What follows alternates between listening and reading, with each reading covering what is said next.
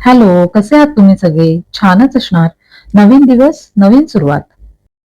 सामानाची लिस्ट बनवून ठेवली तरी सुद्धा कधी गहू संपतो, तर कधी तांदूळ संपतो, तर कधी डाळ संपते आणि मग आठवड्यातून एकदा किंवा दोनदा हे बाजारासाठी बाहेर जावंच लागतं.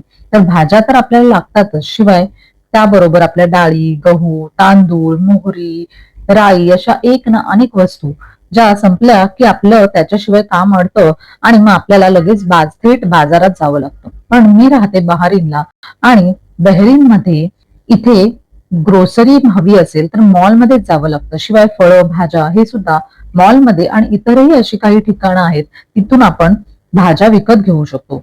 तर आज मी इकडच्याच एका मॉलला गेलेले आणि मी कोणत्या कोणत्या भाज्या घेतल्यात, मी काय काय आणलंय, त्याचा हा मी छोटासा एक ब्लॉग केलेला आहे. तो तुम्ही शेवटपर्यंत बघा. तर मी भाज्या आणल्या की करोनामध्ये तुम्हाला माहितीये ना, की सवय लागलेली की भाज्या आणल्या की लगेच धुवून ठेवायच्या आणि ती सवय मला अजूनही लागलेलीच आहे. तर कधी कधी खूप फक्त घाई झाली ना, तर मी भाज्या धुवून घेत नाही. तर आज ही तशीच घाई झालेली होती आणि मी भाज्या धुवून न घेता अशाच पटापट भरल्या आणि मग नंतर म्हटलं प्रत्येक वेळेला लागेल भाजी तशी धुवून घेऊ. पण नेहमीची सवय त्यामुळे गडबड होते बरं का. असो, कधी असं तर कधी तसं. व्हिडिओ शेवटपर्यंत बघा आणि व्हिडिओ आवडला तर लाईक, शेअर आणि सबस्क्राईब करायला विसरू नका. तर सगळं काय काय मी आज इथे आणलेलं आहे ते मी तुम्हाला दाखवणार आहे. तर मी कोथिंबिरीच्या 2 जुड्या आणल्या आहेत. नंतर ही मेथी आहे, मेथी, कांद्याची पात, असा पालेभाज्या 2-3 आणते मी, फळभाज्या 2-3 आणते. शिवाय कडधान्य ही घरी आणलेलीच असतात. त्यात कधी संपलं तर एखाद दुसरं कडधान्य ही लिस्ट मध्ये ऍड करते. तसंच कोबी आणलंय, मूगडाळ संपलेली होती तर ती आणलेली आहे. हिरवी मिरची मी जास्ती घेत नाही, कारण मिरची आणि तिखट हे दोन्ही मी वापरते जेवणामध्ये. तर कधी कधी मिरच्या आणतो आपण जास्ती आणि मग त्या कुसून जातात फ्रीजमध्ये अशाच ठेवून. शक्यतो तरी मी जे सामान लागतं तेवढंच घेऊन येते, जास्तीचं काही आणत नाही. कोथिंबिरीच्या सुद्धा छान मस्त हिरव्यागार टवटवीत अशा 2 जुड्या मी आणलेल्या आहेत. फ्रेश दिसल्या म्हणून पटकन उचलल्या. तर आता मी आज खिचडीची रेसिपी दाखवणार आहे. पुढची रेसिपी पाहण्याच्या आधी एक लाईक करा पटकन. मसाला खिचडीची रेसिपी आहे, तर व्हिडिओ शेवटपर्यंत बघा आणि नक्की करून बघा अशी मसाला खिचडी. तर आपल्याकडे ज्या भाज्या आहेत त्या आपण घ्यायच्या. आजच भाजी आणलीये आणि मग फ्रेश फ्रेश भाज्यांची ही मसाला खिचडी खूपच छान होते.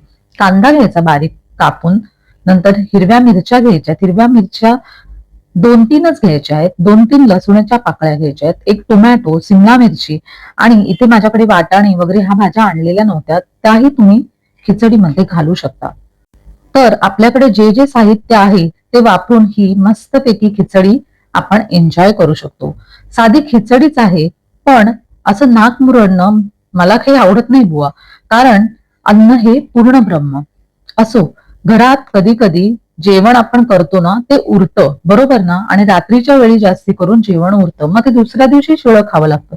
त्यापेक्षा मोजकच जर जेवण केलं ना, आपल्याला साधारण माहिती असतं आपल्या घरातल्यांचं जेवण किती आहे, त्याप्रमाणेच मोजकं जर जेवण केलं ना तर दुसऱ्या दिवशी उरत नाही आणि गरमागरम जेवण बनवून ते 2-3 तासाच्या आत खाणं काही वेगळीच मजा आहे. तर मला जे जे साहित्य होतं घरात ते मी घेतलंय. कोथिंबीरही बारीक चिरून घ्यायची आहे आणि मग नंतर आहे ना कुकर ठेवायचा आहे. कुकरमध्ये तुम्ही तुपातही खिचडी करू शकता किंवा तेलातही, पण मी आज इथे तेल वापरलंय. तर तेल पण मी जास्ती वापरत नाही, तर 2-3 चमचे तेल अंदाजाने टाकायचं आहे. नंतर तेल तापलं की त्याच्यामध्ये हिंग टाकायचा. हिंग हा पचनासाठी चांगला असतो. शिवाय पोटात कृमी वगैरे असतील तर त्या जातात. साधी आपण नेहमी फोडणी देतो तशी फोडणी द्यायची आहे. छान मस्त झणझणीत अशी फोडणी द्यायची आहे आपल्याला, ठसका गेला पाहिजे अशी. तर काय होतं, फोडणी छान दिली ना म्हणजे जेवण छान होतं.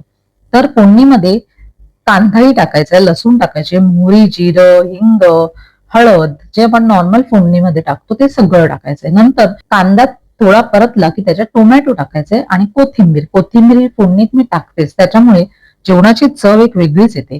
तर हे सगळं शॅलो फ्राय मंद आचेवर परतून घ्यायचंय आणि त्याच्यानंतर तांदूळ आणि डाळ मी धुवून घेतलेली ती ह्या खिचडीमध्ये टाकायची. अशी झटपट रेसिपी आहे पण तेवढीच छान लागते. आणि मीठही टाकायचंय बरं का. लागोलाग मी इथे मुळाही कापून घेणार आहे. तर आज मी खिचडी, नंतर मुळ्याचे काप, असं साधाच मेनू ठेवलेला आहे. तर मुळा कापून घ्यायचाय आणि असं जरा तिरका तिरका मुळा कापला ना की छान वाटतो, त्याचा जो आकार असतो ना तो छान वाटतो.